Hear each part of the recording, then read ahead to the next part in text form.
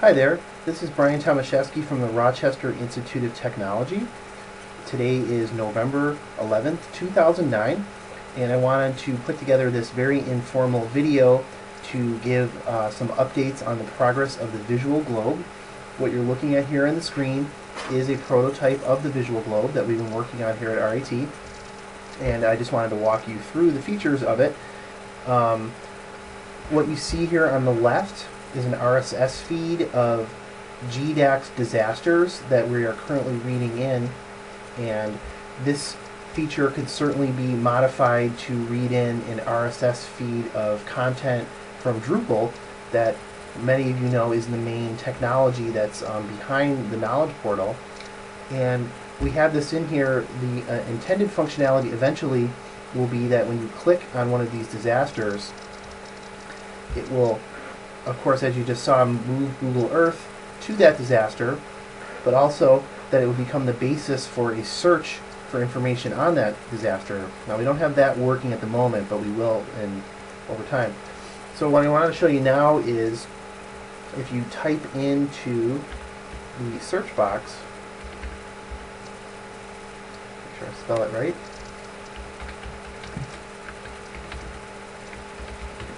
and I click on News, we have functionality to go and do a search of the web of selected sites of interest to the disaster community about the search topic.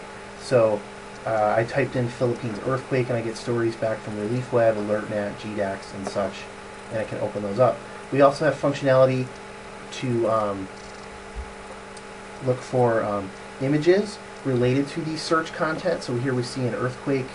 What is this here? An earthquake. Someone having a discussion. That's kind of interesting. We also see a picture of a plane, a map, and other information artifacts, damage, and such. We also have the ability to bring back videos about the search topic and such. And so you can imagine having other tabs for other kinds of information, such as maps or other things like that. Also wanted to point out down here at the bottom left that we have placeholders for creating a search interface to Knowledge Portal content. So you can see here we have Space Aid and we have the knowledge base and other things. So as we learn more about Drupal and how to access content from Drupal, that content can be rendered into this search interface and ideally integrated with things like Google Earth and such. Now, this is a very much a prototype. There are some bugs we're working on. You can see when you move your mouse over, Google Earth has some troubles, and we're wondering really if Google Earth Web plugin is really the technology to go with. There's just annoying things like clicking on the bubble and it doesn't come up. We'll come back to that in a second, but you can see here's the summary of the story. Now I wanted to also point out these two other tabs. We also have a two-dimensional map that this is based on the ArcGIS Server Flex API, which comes from ESRI. And this particular one has some drawing tools and that can be used for drawing the map. Looks like that might be another little bug there while it's loading.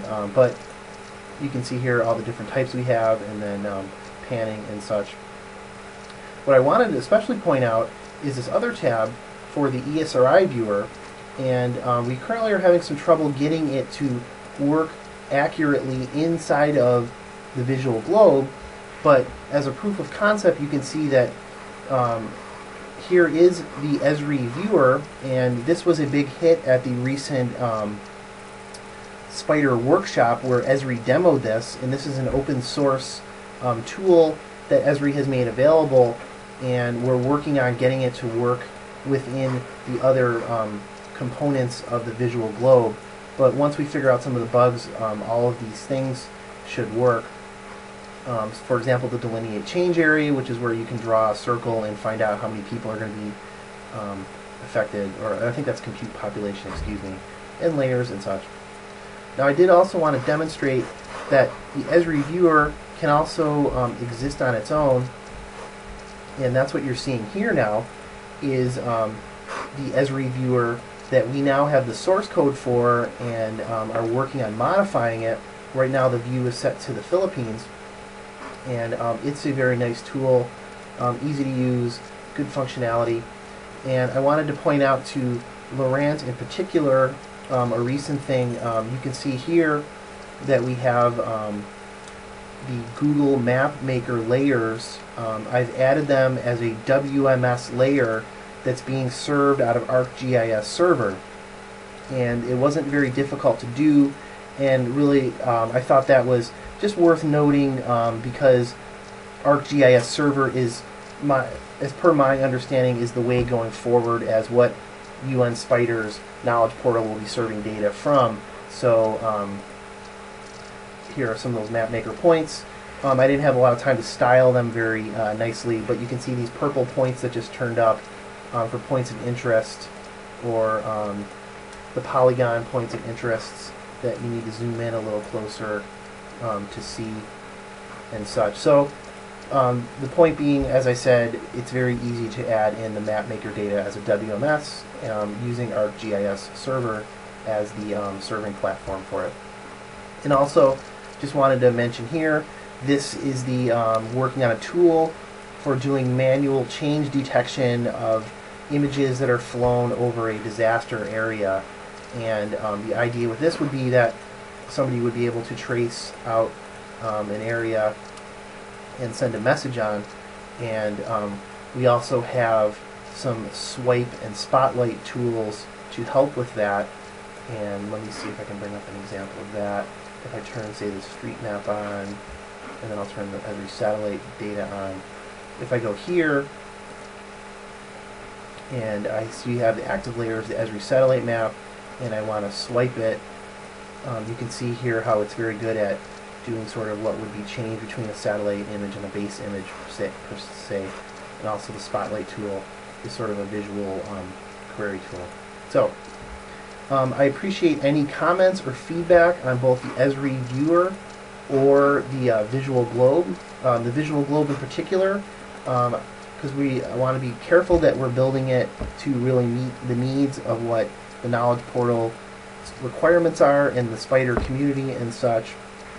And I think we've made some good progress, but of course any feedback we appreciated.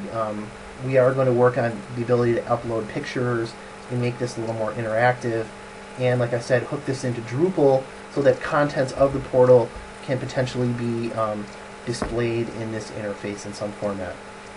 Thank you very much for listening.